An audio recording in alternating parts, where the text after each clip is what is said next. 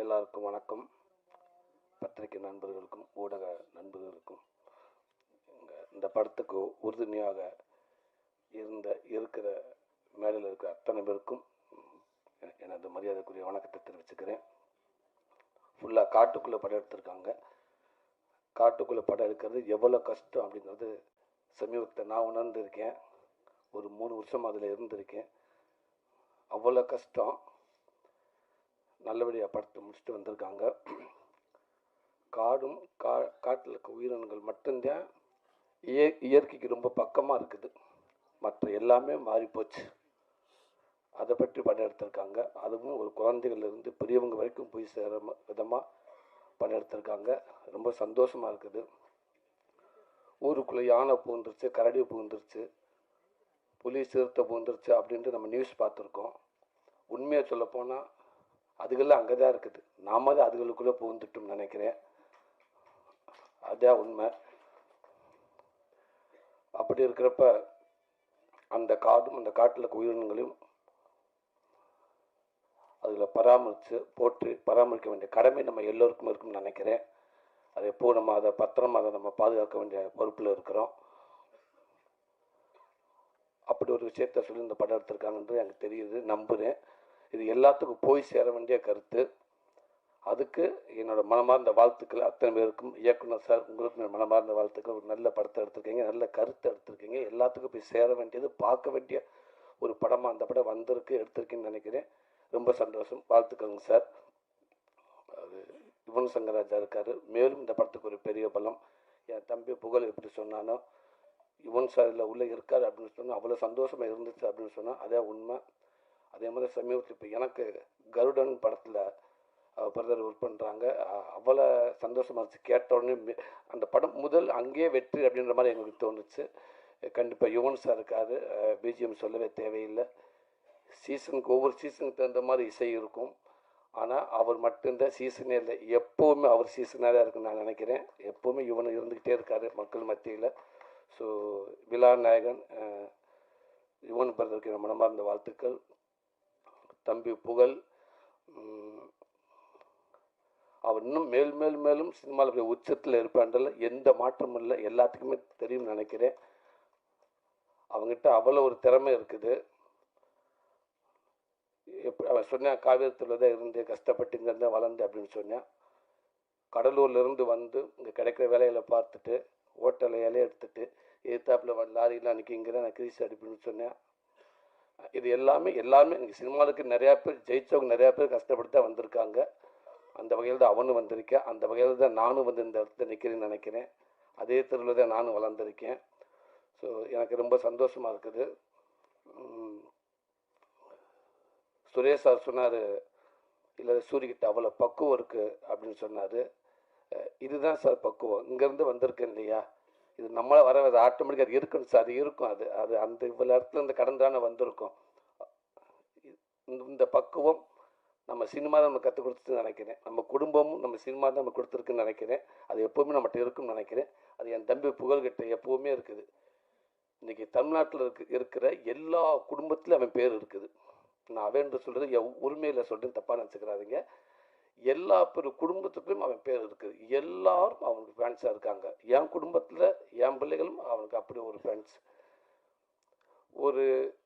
ஒரு சீனில் எனக்கு டைலாக் கம்மியாக இருக்குது, எனக்கு டைலாக் வரலை, எனக்கு ஏதாவது ஒரு லைன் கொடுங்க, இல்லை டைலாக் கொடுத்தா கூட எனக்கு எண்டு பஞ்சு என்னோடய பஞ்சாக இருக்கணும் அப்படின்னு நிறையா பேர் எதிர்பார்க்குற இடத்துல அந்த ஒரு சீனில் 5 நிமிஷம் சீனாக இருந்தாலும் அவனுக்கு டைலாக்கே இல்லாமல் அவனை நடிக்க வைக்கலாம். அவன் ஹோல்ட் பண்ணுவேன் அந்த சீனை.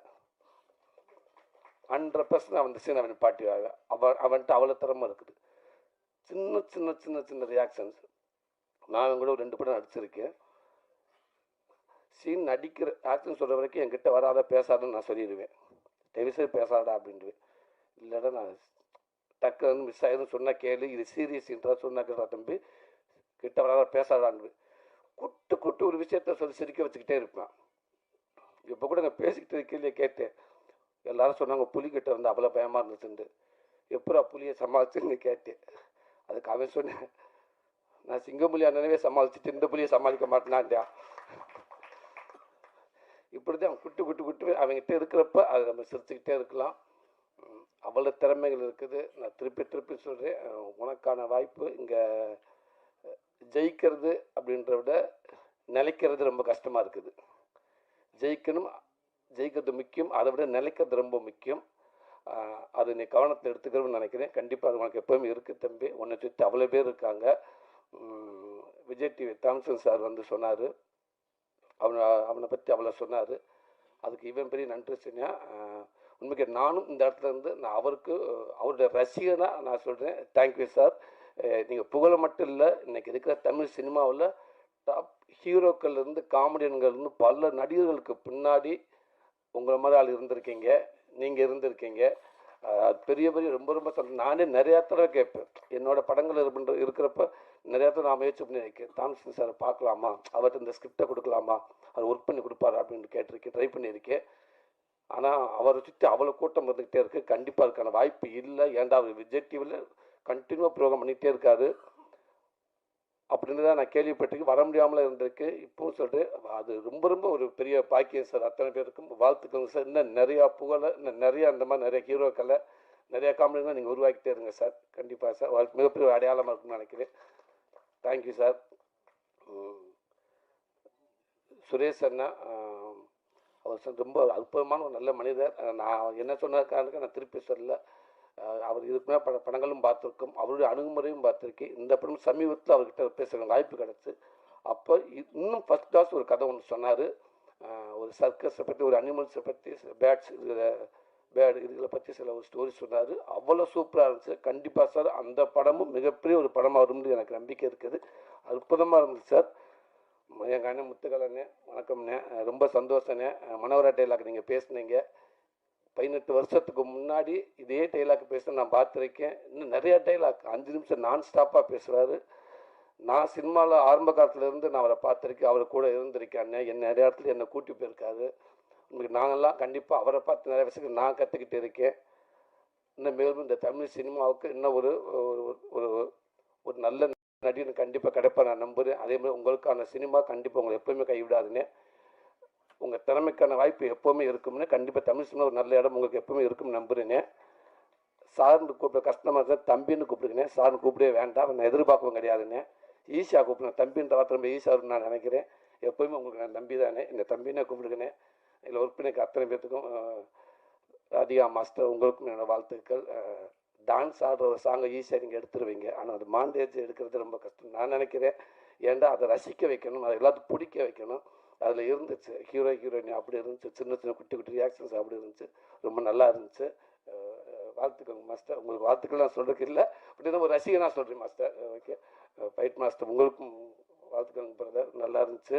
அவன் நண்பரை பார்க்குறப்ப அப்படி டக்குன்னு ஆர்கே சுரேஷ் உட்காந்துருக்கா அப்படின்னு நினச்சேன் நான்.